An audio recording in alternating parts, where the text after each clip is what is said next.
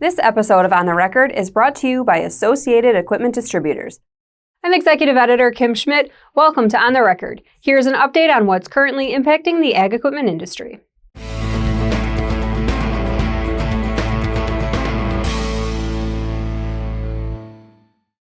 The U.S. Department of Commerce announced on August 15th that it would be adding 407 new tariff lines to the Section 232 steel and aluminum tariff list. This includes many items made by farm equipment manufacturers, as well as key components and parts. These items are now subject to a 50% tariff on their steel and aluminum content, effective August 18th. To get the latest on this issue, Managing Editor Christine Book checked in with Daniel Fisher, Senior Vice President of Government and External Affairs at Associated Equipment Distributors. Fisher says this will have a substantial impact on the equipment industry and its customers, unnecessarily driving up costs and creating uncertainty. He shared details of what can be expected in the wake of these items now being subject to a 50% tariff on their steel and aluminum content. In the immediate term, it creates a great deal of uncertainty. So there was no a waiver or no leeway for if you had ordered the equipment already, or if it was on the boat or was in transit. So really effective August 15th was when this decision was announced. Effective August 18th, these new tariffs took effect. So if you had ordered equipment, you had quoted equipment for a customer, that price was basically no longer valid almost immediately. So of course that creates a lot of uncertainty, certainly raises the cost on dealers purchasing the equipment, and of course the customers who are ultimately going to be the end user of the equipment. It increases compliance costs. These tariffs are extraordinarily hard to understand when you take the reciprocal tariffs.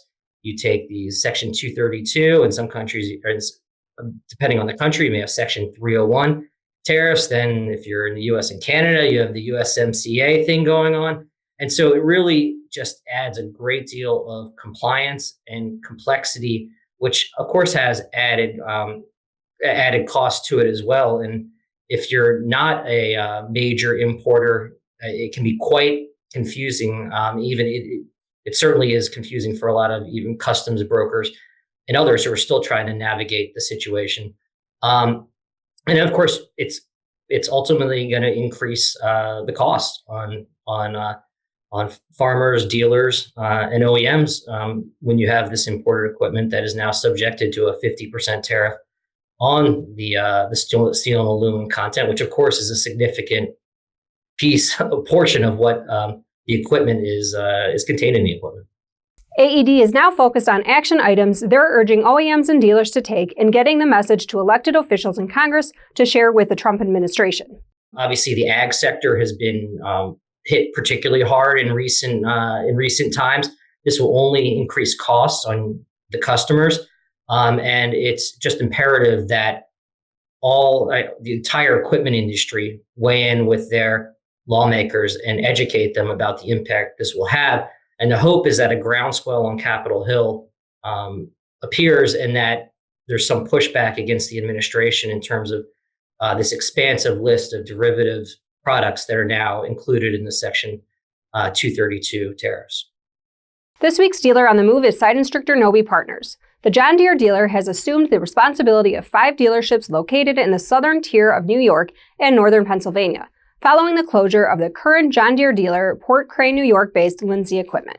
Now here's Noah Newman with the latest from the Technology Corner.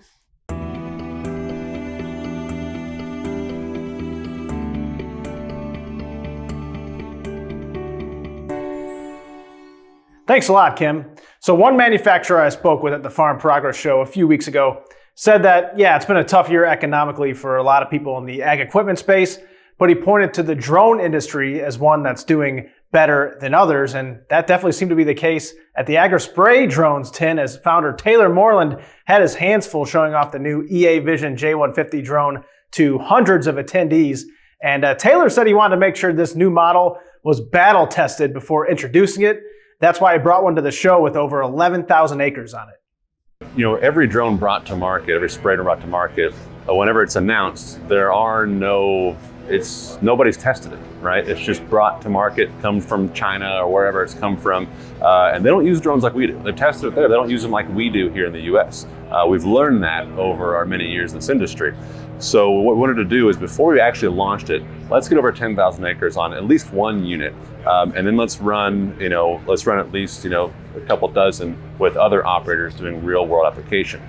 So actually, since June, there have been several dozen flying out in the field with different operators. This is our personal one right there, and we said if we're not spraying for a customer doing fungicide or cover crop or whatever, then we're just going to be spraying water, and we're just trying to rack up hours on it. What's going to break first, right? I just want to know what is going to break first before we launch it. So we replaced 2 parts. That's it. And Taylor says that new drone model can cover up to 65 acres per hour. So yeah, it can cover a lot of ground in a short amount of time. In Technology Corner, I'm Noah Newman. Back to you, Kim. Thanks, Noah. As of September 10th, corn prices were $4.17, up 30 cents from our last episode. Soybeans closed at $10.25, down 3 cents, and wheat closed at $5.15, up 6 cents. In other tariff news, our South American correspondent Luis Vieira reports that tariffs are hitting the Brazilian ag machinery market hard. The tariffs imposed by the Trump administration at a rate of 50% to Brazilian products will completely interrupt all machinery exports to the American market, according to Cristina Zanella, Director of Competitiveness, Economy, and Statistics at the Brazilian Association of Machinery and Equipment Manufacturers. She says a bigger impact will start this month. Exports will get down to zero. These tariffs have taken out all our competitiveness in the American market, says Zanella. The U.S. represents 26% of Brazilian machinery exports, or $300 million monthly, per data from the association. Zanella says, if you look at all countries, only India had a tariff as high as Brazil received. Some countries have a smaller difference in tariffs due to a high proportion of steel and aluminum. According to the newest Sandhills Global Market reports, asking prices for used tractors and combines on TractorHouse.com and other Sandhills platforms are trending down. Both markets posted monthly and year-over-year decreases in August. Market factors influencing this trend include unchanged interest rates and lower crop prices. Our latest dealer sentiments report confirms the trend. According to the latest data, used equipment pricing was down 7% year-over-year in July versus down 6% in the previous month, with most pricing pressures on combines. Used row crop tractor pricing was down 7% versus down 5% the previous month. Used combine pricing, according to the dealer sentiments report, was down 9%, flat with the previous month. This week's DataPoint is brought to you by the Precision Farming Dealer Summit, coming to St. Louis January 5th and 6th. To learn more and to register, visit precisiondealersummit.com. The Department of Agriculture and Consumer Economics at the University of Illinois tracks machinery costs every 2 years. Its latest update was released earlier this month. It should come as no surprise that estimated costs for most machinery operations are higher in 2025 than in 2023. The majority of the cost increases are associated with higher list prices for machinery.